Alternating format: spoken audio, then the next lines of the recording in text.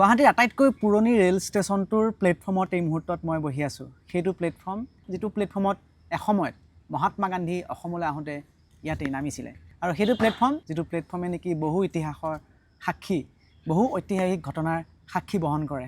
মই দেখুৱাবলৈ চেষ্টা কৰিম সেই প্লেটফৰ্মটো। প্ৰথমে মই দেখুৱাই লৈছোঁ এটা দীঘলীয়া প্লেটফৰ্ম, দীঘলীয়া এটা পৰিত্যক্ত ৰেল ষ্টেচন, যিটো ৰেল ষ্টেচনত আহি এদিন মহাত্মা গান্ধী নামিছিল। আৰু ইয়াত মহাত্মা গান্ধী নামি এই প্লেটফৰ্মটোত মহাত্মা গান্ধী নামি ইয়াত থকা যিসমূহ স্লেব, যিসমূহ ছিট সেই বহা ছিটসমূহত বহিছিলে। বহি কাষতে থকা মহাবাহু ব্ৰহ্মপুত্ৰৰ এটা পৰ্ট আছিলে, সেই সময়ত ঘাট আছিলে। সেই ঘাটটোত তেওঁ জাহাজত উঠি গুৱাহাটীলৈ গৈছিল। গুৱাহাটীত সেই সময়ত স্বাধীনতা সংগ্ৰামী তৰুণৰাম ফুকনে হওক বা অন্যান্য যিসকল স্বাধীনতা সংগ্ৰামী নেতা আছিলে, সেই নেতাসকলক তেওঁ লগ ধৰিছিল।